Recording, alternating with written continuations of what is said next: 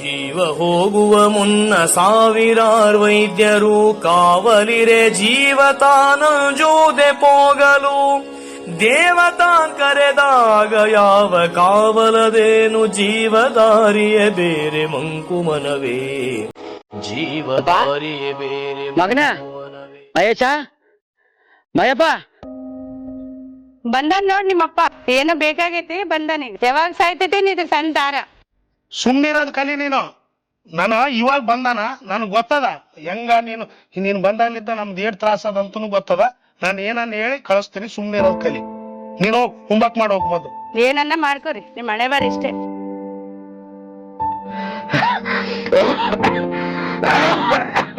ಯಪ್ಪ ಮಹೇಶ ಅಪ್ಪ ಮೊಮ್ಮಗನೇ ಆರಾಮಿದ್ದಪ್ಪ? ಆರಾಮಿದ್ದೇನೆ. ಬಾಲೆ ರಮ, ನಿನಗೆ ಏನ್ ಸರಿ ಹೇಳಿ ನಾನು. ನಮ್ ತ್ರಾಸ ನಮ್ಗಾದ.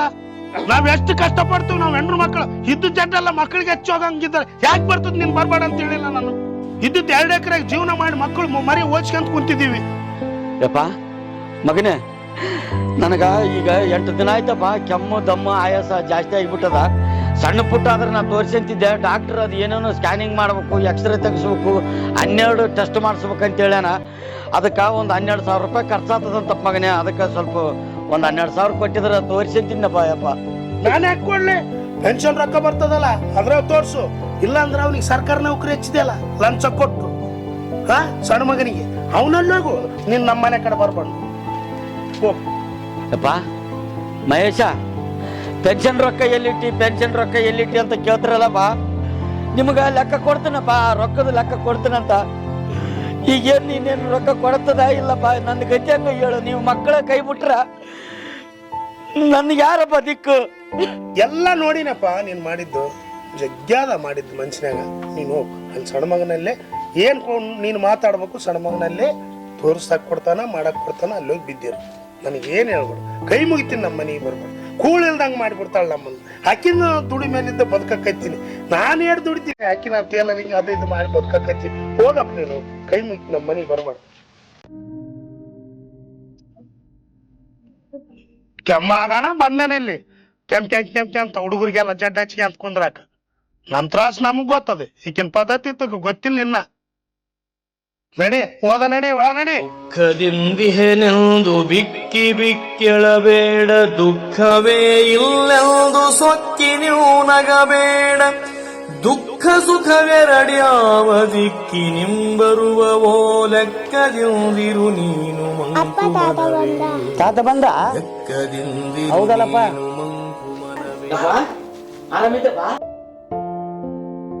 ಏ ಇರ್ಲಿಕ್ರ ಬಾ. ತಾತ ಬಂದ ಅಂತ ಓಡ್ಯಾಗೇನ? ಏನ ಅಪ್ಪ ತಾತ ಮಾಡಿಟ್ಟಿದ್ದ ನಿನಗ? ತಾತ ಬಂದ ತಾತ. ಏನಪ್ಪ ಯಾಕೆ ಬಂದೆ? ಏನಿಲ್ಲ ಮಗನ, ಅದು ದವಾಖಾನಿಗೆ ಹೋಗಿದ್ನಪ್ಪ. ಡಾಕ್ಟರು ಎಲ್ಲ ಟೆಸ್ಟ್ ಮಾಡಿಸ್ಬೇಕು, ರಕ್ತ ಪರೀಕ್ಷೆ ಮಾಡಿಸ್ಬೇಕು, ಸ್ಕ್ಯಾನಿಂಗ್ ಮಾಡಿಸ್ಬೇಕು ಅಂತ ಹೇಳ್ಯಾರ. ಅದಕ್ಕೆ ಒಂದು 10-12 ರೂಪಾಯಿ ಖರ್ಚು ಬರ್ತದ. ಸ್ವಲ್ಪ ರೊಕ್ಕ ಕೊಟ್ಟಿದ್ರೆ ಬೇಸಿತ್ತು ಮಗನೇ. ಅಲ್ಲ ರೊಕ್ಕ ಬೇಕಮ್ಮ, ನಾನು ಅಲ್ಲಿಗೆ ಓಡೇ ಬರ್ತಿದ್ದಿ. ದೊಡ್ಡ ಮಗ 2 ಎಕರೆ ಹೆಚ್ಚಿಗೆ ಕೊಟ್ಟಿದ್ದೆಲ್ಲ, ಅಲ್ಲಿ ಹೋಗಿ ಕೇಳ್ಬೇಕಪ್ಪ. ನನಗೆ ಯಾಕೆ ಕೇಳ್ತಿದ್ದಪ್ಪ? ನಾನು ಹುಡುಗರು ಸಾಲಿ ಪಾಲಿ ಇವೆಲ್ಲ ಇಲ್ಲಿ ಮನೆ ಕಡ್ಸಕ್ಕಿಟ್ಟಿವಿ, ಕಾರ್ ತಗೊಂಡಿವಿ, ಲೋನ್ ಕಟ್ಟಬೇಕು. ನಮಗೆ ಮೋಸ್ತ ಅದು ಜಂಜಾಟ. ಕೇಳಿದ್ದೆ ಮಗನೇ, ದೊಡ್ಡ ಮಗನಲ್ಲಿ ಹೋಗಿ ಕೇಳಿದೆ. ಸಣ್ಣ ತಗ ನೌಕರಿ ಮಾಡಿಸಿದ್ದಲ್ಲ, ನೌಕರಿ ಆದಲ್ಲ ಆತನ ಕೇಳು. ನಾನೇನು ಕೇಳ್ತಿದ್ದೆ ಅಂತ ಬೈದ್ ಕಳಿಸಿಬಿಟ್ರಪ್ಪ ಗಂಡ ಹೇಳ್ತಿ. ಅಲ್ಲ ನೌಕರಿ ಆದಂಬಣ ಗಟ್ಟಿ ಶಿಲಿಗೆ ಓಡೇ ಬರ್ತದಲ್ಲ. ನಾನೇನು ಬಂಗಾರ ತತ್ತಿಡ ಕೋಳಿನ ಮಾಡಿದ್ದೆ. ನಿನ್ನ ಪಿಂಚಣಿ ಬರ್ತದಲ್ಲ, ಪಿಂಚಣಿಯಾಗ ಮಾಡ್ಕೋಬೇಕಪ್ಪ. ಇಂಥವಲ್ಲ ಸಣ್ಣ ಸಣ್ಣ ಸಣ್ಣ ಹುಡ್ರಿಗೆ ನಾನು ಅಲ್ಲಿಗೆ ಬರಬಾರ್ದು. ಅಲ್ಲಿ ಅವನಿಗೆ ಹೋಗು, ದೊಡ್ಡ ಮಗ ಗಟ್ಟಿಗಾನ, ಅವನಲ್ಲಿ ಕೇಳು. ಹೊಲಗಳು ಕೊಡಕ್ ಬರ್ತದ, ನಾನಲ್ಲಿ ಓಡೇ ಬರ್ತಾನ ಅಪ್ಪ. ದೊಡ್ಡ ಮಗನು ಪಿಂಚಣಿ ರೊಕ್ಕ ಏನ್ ಮಾಡಿದ್ವಿ, ಪಿಂಚಣಿ ರೊಕ್ಕ ಏನ್ ಮಾಡಿದ್ವಿ ಅಂತ ಕೇಳ್ತಾನಪ್ಪ. ನಿಮ್ಮಿಬ್ಬರಿಗೆ ಪಿಂಚಣಿ ರೊಕ್ಕ ಏನ್ ಮಾಡಿ ನಂಬೋದು ಲೆಕ್ಕ ಕೊಡ್ತೀನಿ ಮಗನೇ. ಆಗಲಿ ಏನಪ್ಪ?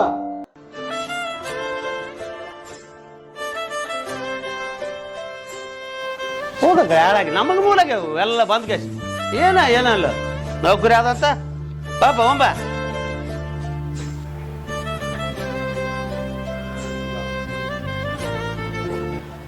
ಏನಿಲ್ಲ ಶಣಬಸವ, ಪಿಂಚಣಿ ರೊಕ್ಕ ಎಲ್ಲಿಟ್ಟಿ ಪಿಂಚಣಿ ರೊಕ್ಕ ಎಲ್ಲಿಟ್ಟಿ ಅಂತ ಕೇಳ್ತಾರಲ್ಲ, ಅದ್ರನ್ನ ಇಬ್ಬರನ್ನ ಕುಂದ್ರಿಸಿ ಸಮಕ್ಷಮ ಲೆಕ್ಕ ಕೊಡ್ಬೇಕಂತ ಮಾಡಿನಪ್ಪ.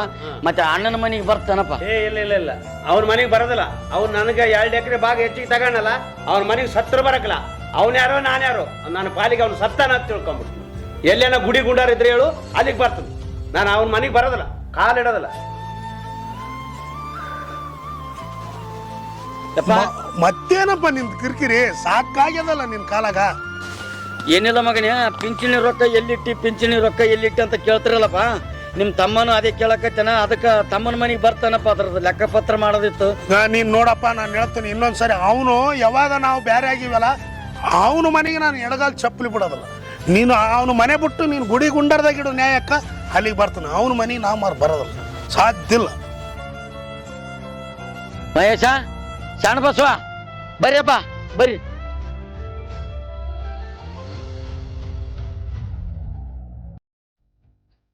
ಕುಂದ್ರಪ್ಪ. ಏನಪ್ಪ ನಿಂದು ಬಲು ಕಿರಿಕಿರಿ ಆಗ್ಯದ. ಅಲ್ಲಿಗೆ ಬಾ, ಇಲ್ಲಿಗೆ ಬಾ.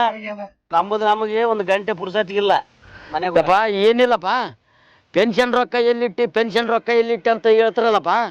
ಪೆನ್ಷನ್ ರೊಕ್ಕ ನಿಮ್ಮ ಕೈಗೆ ಕೊಡ್ಬೇಕಂತಾನೆ ಇಲ್ಲಿ ಕರೆಸಿದ್ದಪ್ಪ. ಏನಿಲ್ಲ, ಹಿಂದಕ್ಕೆ ನಿಮ್ಮಮ್ಮ ಸತ್ತಾಗ ಆಕಿನ ದಿವಸವಾರ ಮಾಡೋದಕ್ಕೆ ಇಬ್ಬರು ಜಗಳಾಡಿ ಏನೇನು ಮಾಡಲಿಲ್ಲ. ನನಗೆ ಕೈಕಾಲು ಗಟ್ಟಿಗಿದ್ದು ರೊಕ್ಕ ಜಮ ಇಟ್ಟಿದ್ದೆ. ಏನೋ ಆಕಿಂದಗ ಕಾರ್ಯ ಮುಗಿಸಿದೆ ನಿಮ್ಮಮ್ಮಂದು. ಈಗ ನಂದು ನಿಮ್ಮಮ್ಮಂದು ಆದಂಗೆ ನಂದಾಗೋದು ಬೇಡಪ್ಪ. ಅದಕ್ಕಾಗ ಇದು 2 ಲಕ್ಷ ರೂಪಾಯಿ ನಿಮ್ಮ ಮುಂದೆ ಇಡ್ತೀನಿ.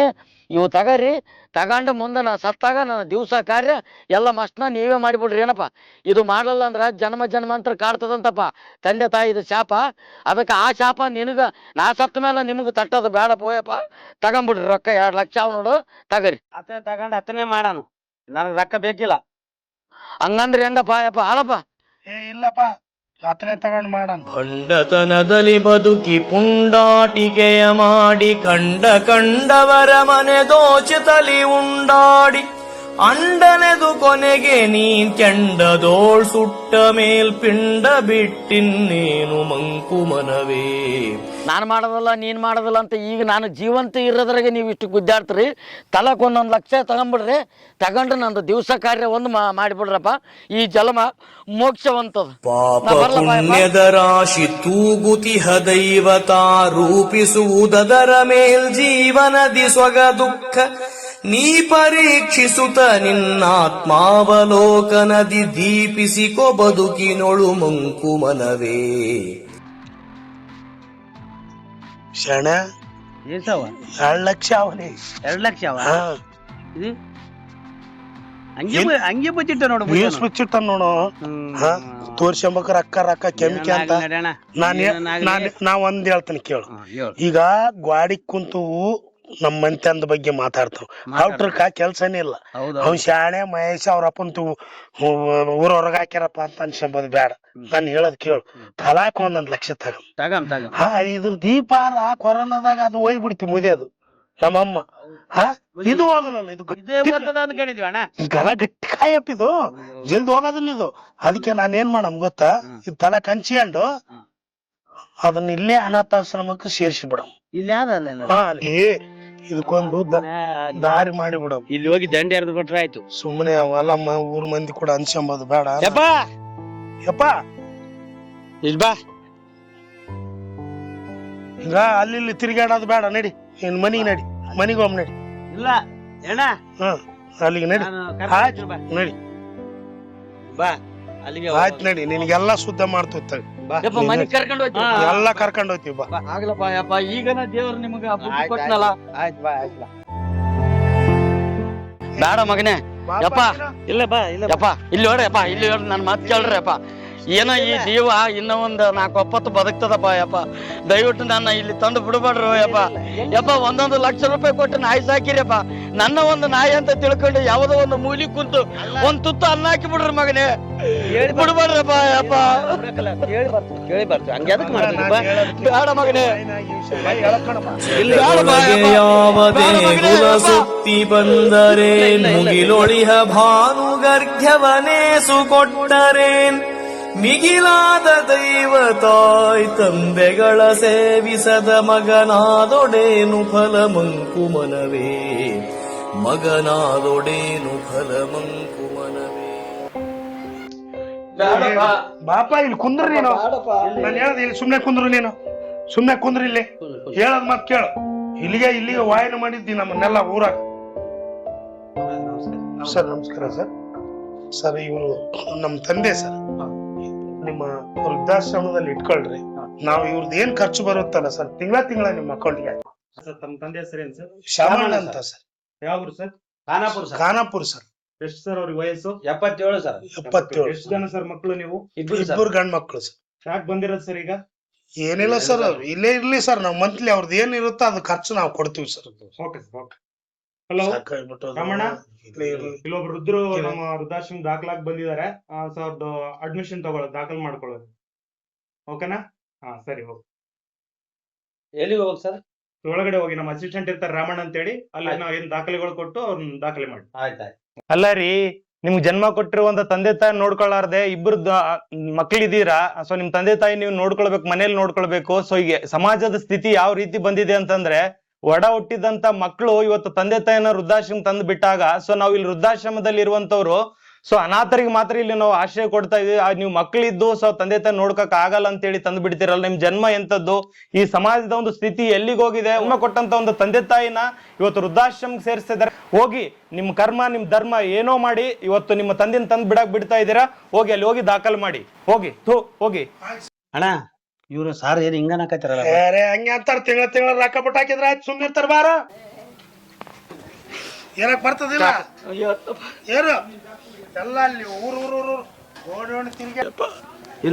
ಸತ್ಯ ಮಿಥ್ಯೆಗಳೆರಡ ನಿತ್ತು ತಕ್ಕಡಿಯೊಳಗೆ ಎತ್ತವಲುವೆಂದು ತುಸು ಚಿತ್ತಾಯಿಸುತ್ತ ನೋಡೆ. ಸತ್ಯ ಕೆಳಗಿಳಿಯಿತು ಮಿಥ್ಯ ಮೇಲಾಯ್ತಿದರ ತಥ್ಯ ಸತ್ಯವೇ ತೂಕ ಮಂಕುಮನವೇ.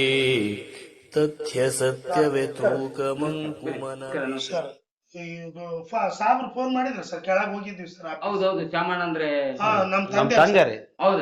ಇದು 3ನೇ ಪೇಟೆ ಕರ್ಕೊಂಡವ್ರಿಗೆ ಬಂದದ್ನ.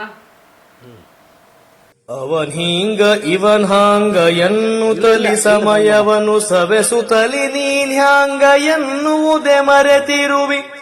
ಅವಗುಣವ ಬಿಟ್ಟು ನಿನ್ನಂಗ ನೀರುತ್ತಿರಲು ಅವರಿವರಿಗಾದರ್ಶ ಮಂಕುಮನವೇ. ಅವರಿವರಿಗಾದರ್ಶ ಮಂಕುಮನವೇ.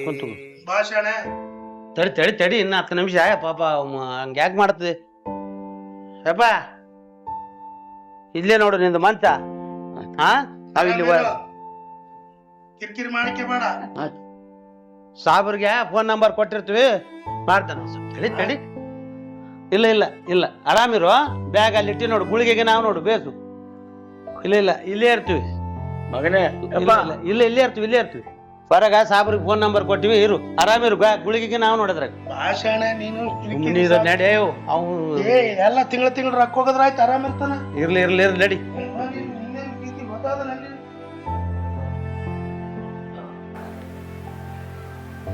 ಮಗನೇ ಮಹೇಶ, ಶರಣಪ್ಪ. ಶ್ಯಾಮಣ್ಣವ್ರೆ, ಏನ್ ನೀವಿಲ್ಲಿ?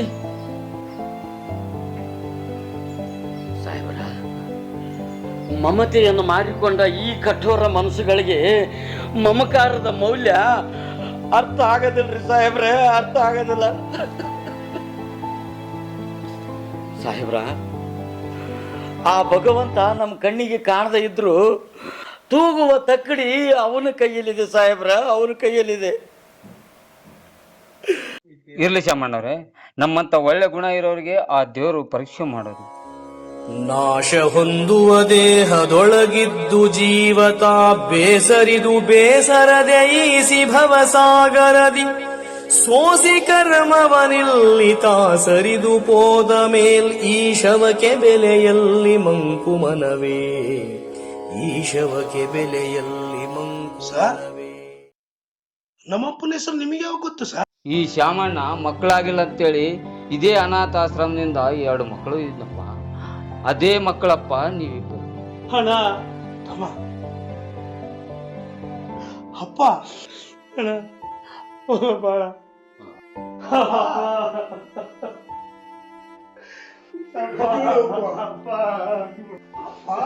ಮಕ್ಕಳೇ, ಯಪ್ಪ ಎದ್ದೇಳ್ರಪ್ಪ. ಯಾಕ ಎದ್ದೇಳ್ರಪ್ಪ?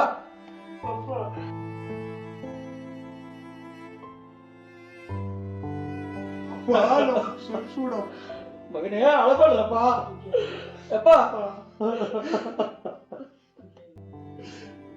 ಅಪ್ಪ, ನಮ್ಮ ಜನ್ಮದ ಗುಟ್ಟು ನಮಗೇ ಗೊತ್ತಿರ್ಲಾರ್ದಂಗೆ ಇಷ್ಟು ಸುಖದಿಂದ ಬೆಳೆಸಿ ಇನ್ನೊಂದೇ ಅನಾಥಾಶ್ರಮಕ್ಕೂ ಕಳಿಸುವಂತ ಕಟಗರಾದಿವಪ್ಪ ನಾವು. ನಮ್ಮನ್ನು ಕ್ಷಮಿಸಪ್ಪ. ಮಕ್ಕಳ ಅಳಬಾಡ್ರಪ್ಪ, ಅಳಬಾಡ್ರಿ ಕದ. ನಿಮ್ಮ ಕಣ್ಣೀರು ನನ್ನ ಪಾದಕ್ಕೆ ಬಿದ್ದಾಗಲೇ ನಿಮ್ಮ ತಪ್ಪನ್ನ ನಾನು ಕ್ಷಮಿಸಿಬಿಟ್ಟಿನಿ ಕಂದ, ಕ್ಷಮಿಸಿಬಿಟ್ಟಿನಪ್ಪ. ಈಗಾದ್ರೂ ಆ ಭಗವಂತ ನಿಮಗೆ ಒಳ್ಳೆ ಬುದ್ಧಿ ಕೊಟ್ಟನಲ್ಲ. ಪಾಪ ಮನೆಗೆ ಹೋಗೋಣ ಪಾಪ. ಇನ್ನು ಮುಂದಾದರೂ ಎತ್ತು ತಂದೆ ತಾಯಿಯನ್ನು ಚೆನ್ನಾಗಿ ನೋಡ್ಕರಪ್ಪ. ಮರೆಯದ ಮಮತೆ. ಇದು ಅನಾಥಾಶ್ರಮದ ಕಥೆಯಲ್ಲ, ಮನೆಯೊಳಗೆ ಮೌನವಾಗಿ ಸಾಯುತ್ತಿರುವ ತಂದೆ ತಾಯಿಯರ ಕಥೆ. ನಮ್ಮನ್ನು ಹೊತ್ತು ತೊಟ್ಟಲಾಡಿಸಿದ ಕೈಗಳು ಇಂದು ಊರನ್ನೇ ಹೊತ್ತು ನಿಂತರೂ ಮಗನ ಮನಸ್ಸಿನಲ್ಲಿ ಜಾಗವಿಲ್ಲ. ನಿದ್ದೆಯಿಲ್ಲದ ರಾತ್ರಿಗಳು, ಕಣ್ಣೀರು ಮುಚ್ಚಿಕೊಂಡ ನಗು, ಮಗ ಬಂದಾನೋ ಎಂಬ ಪ್ರತಿದಿನದ ನಿರೀಕ್ಷೆ, ಅದೇ ಇವರ ಶಿಕ್ಷೆ. ಒಂದು ಕಾಲದಲ್ಲಿ ನಾವು ಅವರ ಬದುಕು, ಆದರೆ ಅವರೇ ಇಂದು ನಮಗೆ ಅಡಚಣೆ. ತಂದೆ ತಾಯಿಯನ್ನು ಬಿಟ್ಟು ಹೋದ ಮಕ್ಕಳ ಮೌನ ಅಪರಾಧಕ್ಕೆ ಆ ಭಗವಂತನೇ ನಿರ್ಣಾಯಕ. ಅಂದ್ರಿಗಾಗಿ ನಾವು ವೃದ್ಧಾಶ್ರಮ ತೆಗೆದಿದ್ದೀವಿ. ಇತ್ತೀಚೆಗೆ ಮಕ್ಕಳು ತಂದೆ ತಾಯಿನ ವೃದ್ಧಾಶ್ರಮ ತಂದು ಬಿಡುವಂತ ಕೆಲಸ ಮಾಡ್ತಿದ್ದಾರೆ. ಇದು ಒಂದು ದಿನದಂತಲ್ಲ, ಪ್ರತಿನಿತ್ಯ ನಿರಂತರವಾಗಿ ಹೆಚ್ಚುತ್ತಾ ಇದೆ ಈ ಕಾರ್ಯ. ತಂದೆ ತಾಯಿನ ಮನೆಯಿಂದ ಹೊರಗೆ ಹಾಕೋದು, ವೃದ್ಧಾಶ್ರಮ ಸೇರಿಸುವಂತದ್ದು. ಸೊ ಈ ತರ ಒಂದು ಕಾರ್ಯ ಮಾಡಬಾರ್ದು. ದಯವಿಟ್ಟು ಪ್ರತಿಯೊಬ್ಬರು ತಂದೆ ತಾಯಿನ ನೋಡ್ಕೊಳ್ಳಿ. ಸೊ ಇವತ್ತು ನಾವು ಈ ಒಂದು ವೃದ್ಧಾಶ್ರಮ ಇರ್ಲಿಲ್ಲ ಅಂತಂದ್ರೆ ಖಂಡಿತ 50 ಜನರ ಒಂದು ಬಾಳು ಒಂದು ಬೀದಿ ಪಾಲಾಗ್ತಿತ್ತು. ಒಳೆನೋ ಬಾವಿನೋ ಕೆರೆ ನೋಡ್ಕೊಳ್ಳುವಂತ ಪರಿಸ್ಥಿತಿ ಬರ್ತಿತ್ತು. ಆದ್ರೂ ಸಹ ಇವತ್ತು ನಮ್ಮ ಸಂಸ್ಥೆಗೆ ಸೊ ಇಂತ ಒಂದು ತಂದೆ ತಾಯಿನ ಕರ್ಕೊಂಡ್ ಬರ್ತಾ ಇದಾರೆ, ಅವ್ರು ನೋಡ್ಕೊಳ್ತಿದೀವಿ. ಸೊ ದಯವಿಟ್ಟು ಎಲ್ಲರನ್ನ ತಂದೆ ತಾಯಿನ ಗೌರವಿಸಿ ಅವ್ರು ನೋಡ್ಕೊಳ್ಳಿ ಅಂತ ಕೇಳ್ಕೊಳ್ತೀನಿ. Thank you. ಸೃಷ್ಟಿ ಸಾಗರದಿ ನಾವೆಷ್ಟು ತೃಣ ಮಾತ್ರರೋ, ಸೃಷ್ಟಿಸಿದನಾತ ಇಂತೆಷ್ಟೋ ಸಾಗರವಾ, ದೃಷ್ಟಿಯೊಳಗೆಲ್ಲರನ್ನು ಇಟ್ಟು ರಕ್ಷಿಸುತ್ತಿರುವ ಸೃಷ್ಟಿಕರ್ತಗೆ ನಮಿಸು ಮಂಕುಮನವೇ, ಸೃಷ್ಟಿಕರ್ತಗೆ ನಮಿಸು ಮಂಕುಮನವೇ.